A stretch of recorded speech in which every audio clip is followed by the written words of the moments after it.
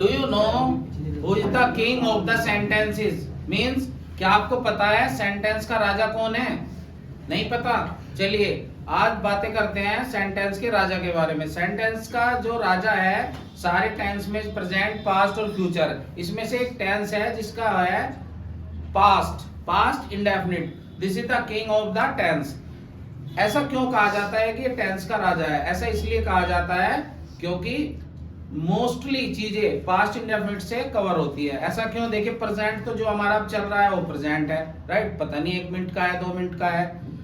और फ्यूचर हमें डेफिनेट नहीं है कि कितना होगा हमारा फ्यूचर, लेकिन पास्ट हम सबको पता है कि हमारा पास्ट करोड़ों साल का है। तो करोड़ों साल को कवर करने के लिए केवल एक टेंस होता है और वो है पास्ट इंडेफिनिट। ठीक है, तो इसे आना जरूरी है by the purpose of study. और अन्य चीजें जैसे हम ग्रामेटिकल लेके चलते हैं या हम रीडिंग करना चाहते हैं और हम पास्ट की कोई स्टोरी पढ़ना चाहते हैं, लिटरेचर पढ़ना चाहते हैं, तो पास्ट ही उसमें सबसे जरूरी है, राइट? तो बहुत ही छोटे टाइम में बहुत ही जल्दी से हम इसे सीखेंगे, राइट? तो सबसे पहले हम देखेंगे पास्ट इंडेफिनिट। आपने स्कूल में पढ़ा होगा कि इसकी पहचान बताई जाती है ता, था, ती, थी या याई ये, लेकिन उसमें पूरा टेंस कवर नहीं होता। तो फिर क्या करें? सबसे अच्छा है आप याद रखें पुरानी बात। पुरानी बात, ये ध्यान नहीं रखना पीछे क्या आ रहा है, बस आपको पढ़ के ये देखना है कि इसमें पुरानी बात होनी चाहिए, तब हमें बनेगा कि ये क्या है, पास्ट इंडेफिनिट है। पास्ट इंडेफिनिट होगा तो इसके लिए इसे किंग ऑफ द टेंस क्यों कहा जाता है? क्योंकि इसने अपनी वर्ब भी अलग ही ली है। इसने अपनी वर्ब को नाम भी खुद ही दे दिया है और इसमें जो वर्ब लगती है उसका नाम है पास्ट फॉर्म।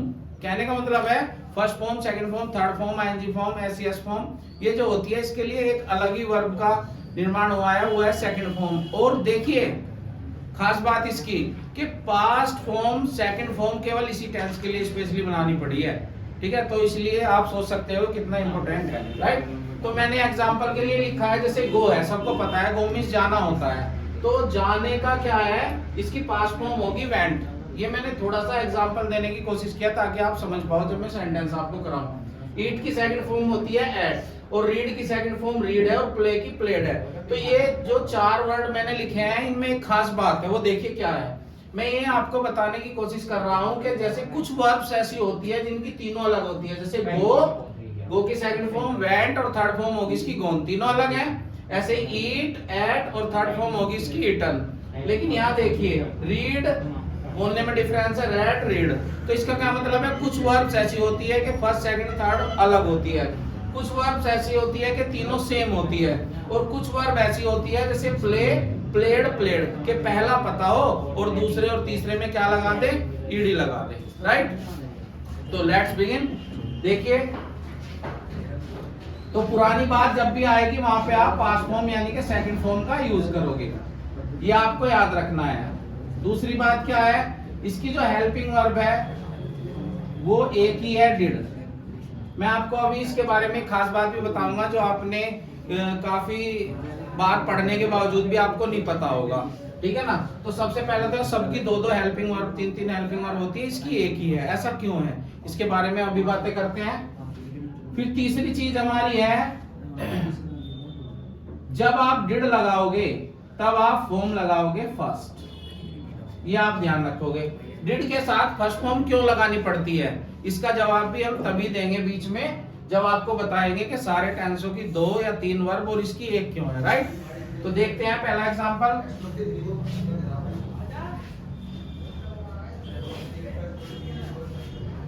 अफर्मेटिव मीन साधारण। देखिए पहला है, हम कल आगरा गए। आगरा गए, तो आपको देखने को मिल रहा होगा, पहचान तो कुछ भी हो, आपको पास्ट की पहचान आज के बाद ऐसे करनी है कि पुरानी बात होनी चाहिए। हम आगरा गए, कब गए? गए पहले, बहुत काफी पहले गए, तो इट्स मीन ये पुरानी बात है। जो पुरानी बात है वही पास्ट इंडेफिनिट होता है। और बनाने की ट्रिक तो इतनी आसान है कि आप एक बार पढ़ो तो कभी भूलोगे नहीं। बस इतना ध्यान रखना, आपको ये देखना है काम किसने किया, हमने किया, तो इधर से स्टार्टिंग करनी है। फिर देखना है क्या काम किया, जाने का काम किया, तो फिर इधर से आना है, और ऐसे आते चले जाइए। शुरुआत इधर से करिए नंबर 1, फिर पीछे से आ जाइए। देखिए हमको क्या कहते हैं, वी, राइट। गए, तो हमने बताया कि इस टेंस के लिए एक अलग ही फॉर्म होती है जो होती है पास्ट फॉर्म यानी कि सेकंड फॉर्म। तो जाने की गो होती है, गो की सेकंड फॉर्म होती है वेंट। उसके बाद टू और आगरा, और फिर आ गया कल। देखिए कल भी दो तरह के हैं, एक आने वाला कल, एक बीता हुआ कल। जो कल चला गया पास्ट के लिए तो उसमें क्या लगाते हैं, यस्टरडे, और जो आने वाला है उसे लगाएंगे टुमारो। यानी कि अगर आपको याद ना हो पाए तो ऐसे करेंगे, जो टल गया, हिंदी में बोलते हैं ना गांव के लोग, टल गया, जो टल गया यानी कि चला गया, वो टर्डे। जो आ रहा है उसे कहेंगे टुमारो, यानी कि तुम आ रहे हो, ऐसे याद कर सकते हो। जो आने वाला है वो तुम आ रहे हो मींस टुमारो। जो चला गया, टल गया, यस्टरडे। तो ये पुरानी बात है, टल गया, यस्टरडे लगेगा।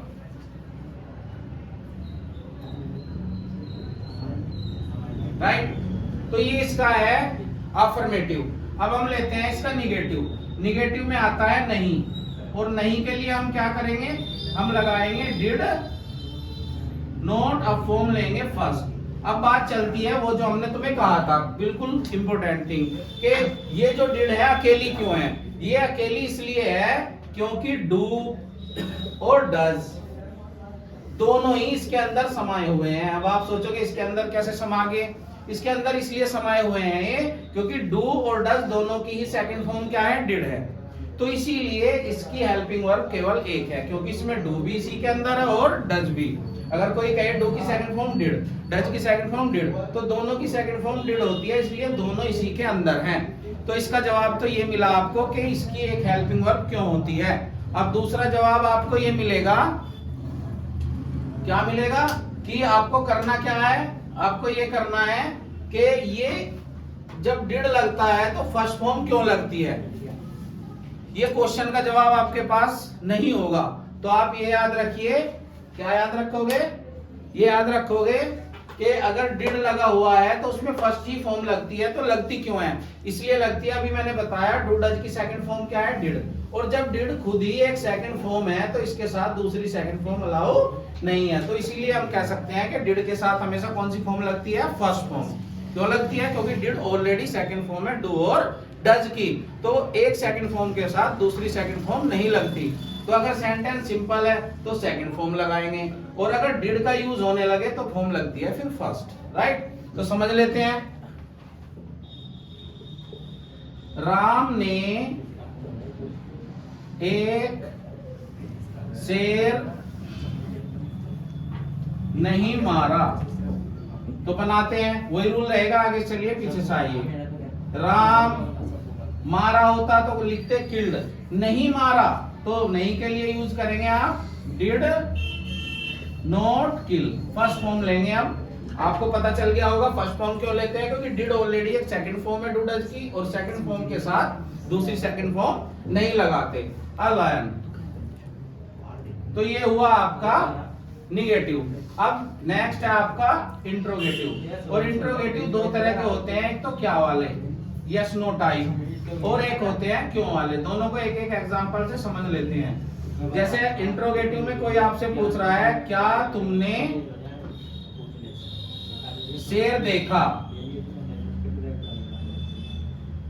तो मैं आपको ऐसे ट्रिक बता देता हूं, केवल इसी में नहीं सभी टेंसेस में काम करेगी। जब भी शुरू में क्या आ रहा हो, क्या आ रहा हो, यानी कि शुरू में क्वेश्चन वो क्या से स्टार्टिंग हो, तो ये नो टाइप सेंटेंस होते हैं। तो कुछ नहीं करना है, पहले उसे हटाने के लिए आपको क्या करना है, उसी टेंस की हेल्पिंग वर्ब को शुरू में लगा दो। तो ये डिड का है, डिड, तो इससे क्या होता है, ये खत्म हो जाता है। अब देखने को मिल रहा होगा हमारे पास वही सिंपल सेंटेंस बचा। तो सिंपल बनाने का रूल्स क्या है, आगे से चलिए पीछे से आइए। तो तुमने की क्या है, यू, देखा की क्या है, सी, लोयन, डिड यू सी आ लोयन। तो रूल सेम सिंपल वाला ही है, बस क्या है, अगर शुरू में क्या आए तो हेल्पिंग वर्ब को कहां ले लेते हैं, शुरू में ले लेते हैं। और वो आपको पता ही चल गया, जहां डिड लगता है वहां फॉर्म फर्स्ट लगती है। राइट, लास्ट है एक, शिकारी ने शेर क्यों मारा। तो आप देख रहे होंगे यहां शुरू में ही क्वेश्चन कर लिया गया था, तो स्टार्टिंग शुरू से हुई। और क्वेश्चन यहाँ बीच में किया गया है तो स्टार्टिंग भी यहीं से होगी. It's mean you should start any sentence just from the point where the question is given to you और asked from you. Right, means जहां क्वेश्चन करें वहां से ही शुरुआत करें. जैसे यहाँ शुरू में ही क्वेश्चन करा डिड क्या तो क्या लगा, यहाँ क्वेश्चन कर रहा है यहाँ से, तो अगर कोई भी बीच में घुस के क्वेश्चन करेगा तो आप उसे निकाल लीजिए बाहर. तो क्यों को कहते हैं वाई. और जब भी हम क्वेश्चन मार्क वर्ड को बाहर लेंगे तो उसके बाद उसके पेरेंट्स का नाम जरूर आना चाहिए. पेरेंट्स का मतलब उसकी हेल्पिंग वर्ब जरूर आनी चाहिए. तो ये डिड का टेंस है तो डिड आएगा. Why did. अब ये हमारा खत्म हो गया. अगर हम इसे हटा दें तो फिर वही सिंपल सेंटेंस हमारे पास बचा हुआ है और उसे बनाने की एक ही ट्रिक है. यहां से चलिए और पीछे से आइए. तो क्या बनेगा, द हंटर किले लाइफ. राइट, तो इसमें आपने क्या सीखा ये देख लीजिए. इसमें आपने एक तो ये सीखी कि जो सेकंड फॉर्म है वो केवल स्पेशली पास्ट के लिए बनी है, because this is past king of the tense. और सेकंड फॉर्म बनाने के लिए आपको पता होना चाहिए कुछ फॉर्म अलग होती है तीनों, गो, वेंट, गोन, ईट, एट, ईटन, इस तरह से. कुछ फॉर्म क्या होती है, तीनों एक जैसी होती है, रीड, रेड, रीड, लिखने में सेम. कुछ फॉर्म बची हुई ऐसी होती है पहली पता और दूसरी में क्या लगा दे आप, सेकंड फॉर्म बनाने के लिए ईडी लगा दे. राइट, और सेंटेंस बनाने के लिए ये ध्यान रखें कि पुरानी बात होनी चाहिए, पीछे चाहे वर्ड कुछ भी आ रहा हो. और ये खास बात है इसकी अकेली वर्ब क्यों है, हेल्पिंग वर्ब क्यों है, क्योंकि इसके अंदर डू डज दोनों ही शामिल है. ये सेकंड फॉर्म है.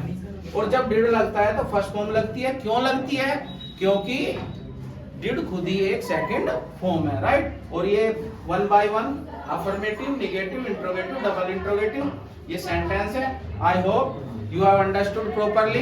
If you like the video, please subscribe for the next video. We will continue this series till we complete the last tense of the tenses. See you and bye.